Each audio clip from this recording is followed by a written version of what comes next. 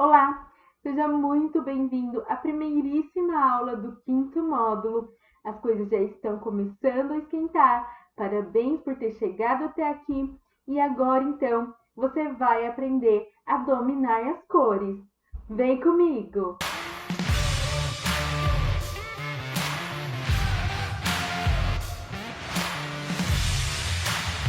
Para aprender a trabalhar com as cores, saber como escolher ou atribuir corretamente a qualquer tipo de design, é essencial que você tenha conhecimento acerca de como elas funcionam, como são classificadas e os termos utilizados para descrevê-las.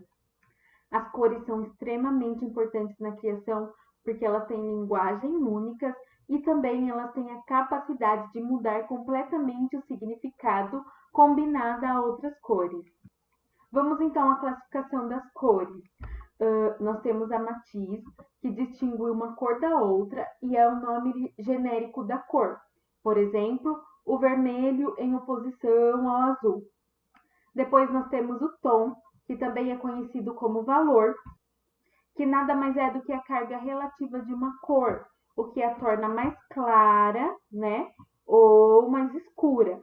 Uma cor com acréscimo de branco é matizada, enquanto a cor com acréscimo de preto é sombreada ou shaded.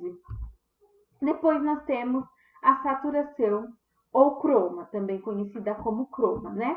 Que equivale ao brilho. Uma linha de alta intensidade é uma cor brilhante, enquanto uma linha de baixa intensidade é uma cor opaca, né? Duas cores podem ser da mesma linha, porém com diferença aí na intensidade, certo? As cores primárias são as cores de luz, né? Então, nós temos o vermelho, o amarelo e o azul dentro das cores primárias. As cores secundárias são as cores criadas por meio da mistura de qualquer outra cor primária, né? Elas produzem laranja, verde e violeta. Depois nós temos as cores terciárias, que são produzidas por meio da mistura de uma cor primária com uma cor secundária que esteja mais próxima dela aqui no círculo cromático, certo? Depois nós temos as cores análogas, que são as cores adjacentes entre si no círculo cromático, certo? Como o verde e o azul. Nós ainda temos as cores complementares, que são cores opostas entre si no círculo cromático, como o vermelho e o verde, certo?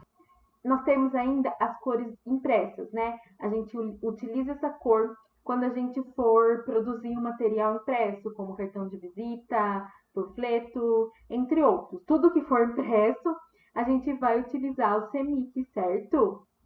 É as cores CMYKs que compõem o processo de impressão colorida, e são elas o ciano, a magenta e o preto, que são as cores utilizadas nas impressoras, né?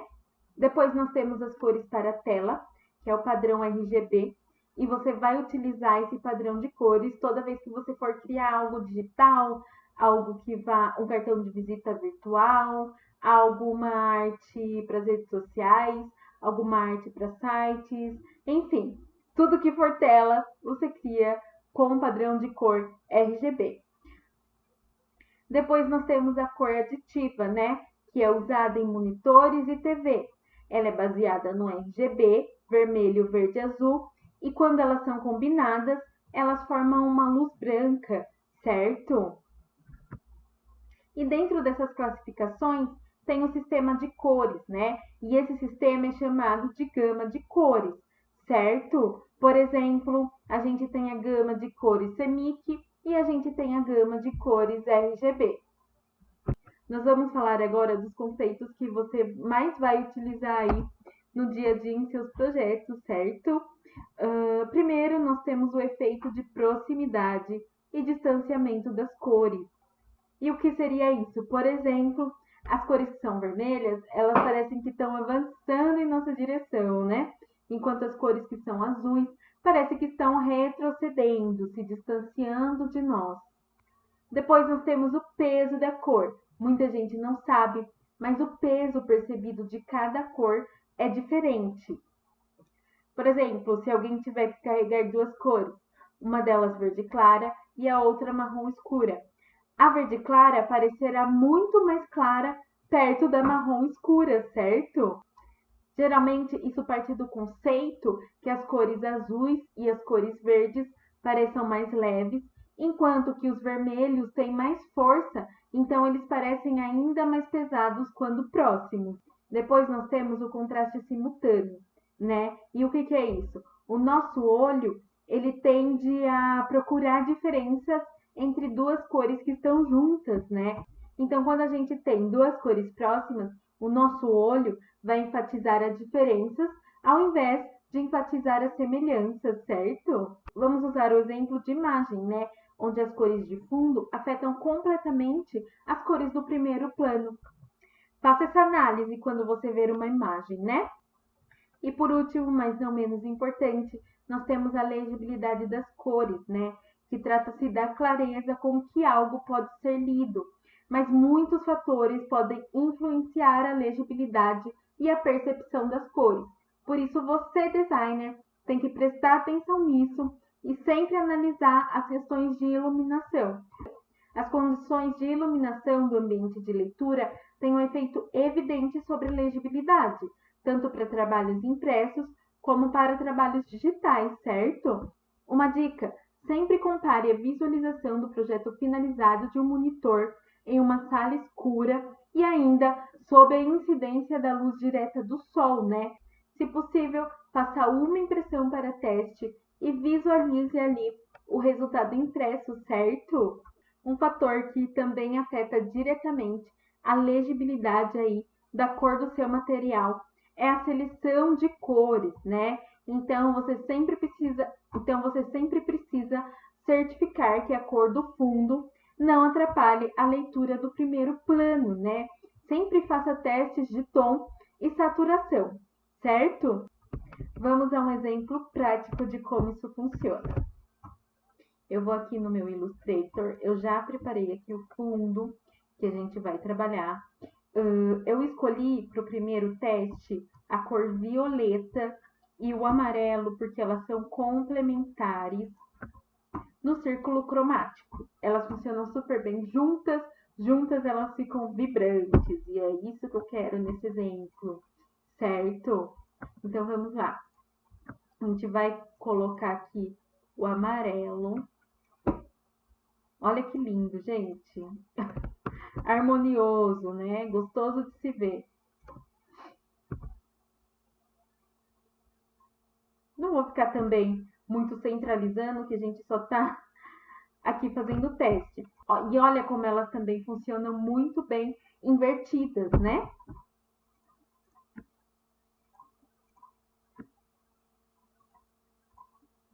Uau! Gente, eu amei isso.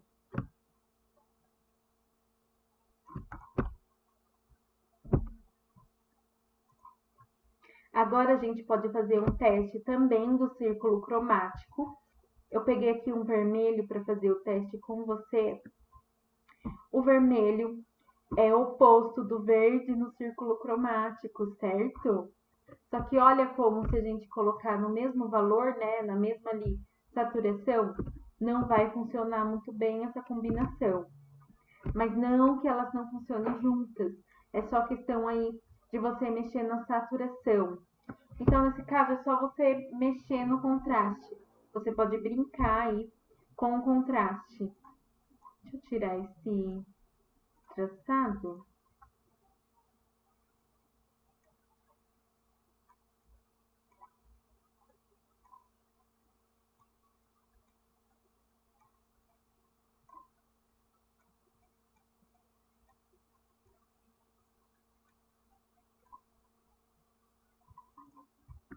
É só você brincar aí com o contraste. Você vai mexendo no contraste.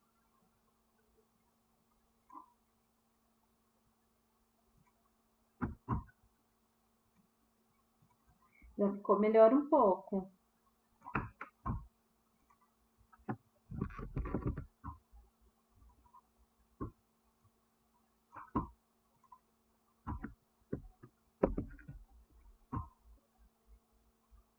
mas eu não vou demorar muito aqui, porque ainda tem muito conteúdo e eu só queria explicar para vocês, certo? Mesmo que o vermelho seja complementar do verde, se a gente colocar os dois juntos, em primeiro e em segundo plano, no mesmo contraste, elas vão se contritar, né? Vai ter um contrito ali entre as cores, vai ficar pesado, vai ficar ruim de ler. Justamente porque as duas cores são muito fortes, né? Elas são muito vibrantes. Então basta a gente mexer aqui no contraste de alguma dessas cores para criar uma harmonia, né? Para ficar mais harmônico. Aí você pode mexer tanto na verde quanto na vermelha, tá? Aí você vai testando, faça esse teste com várias cores para você adequar aí nos seus projetos, principalmente quando se tratar de projetos de identidade visual, para você trabalhar com excelência nas suas escolhas de cores. Isso te torna um designer qualificado, um designer que sabe o que está fazendo e não é só um criador ali, um mexedor de ferramenta, né? Como se diz por aí. Só sabe mexer nas ferramentas, mas não sabe aplicar de forma correta os conceitos, cor, tipografia. Então, por isso é muito importante você entender cada classificação, cada conceito, para você ir lapidando aí o seu olhar de designer, o verdadeiro designer, um verdadeiro designer, um designer qualificado, certo? Contraste e harmonia também estão completamente relacionados à legibilidade e associação das cores. Um exemplo prático disso é o que a gente viu uns minutinhos atrás com o vermelho e com o verde, né? O vermelho e o verde são complementares no círculo cromático, mas nesse caso, quantidades iguais do vermelho e do verde saturados podem resultar em uma discordância visual e tornar a imagem desagradável, né? Como a gente viu.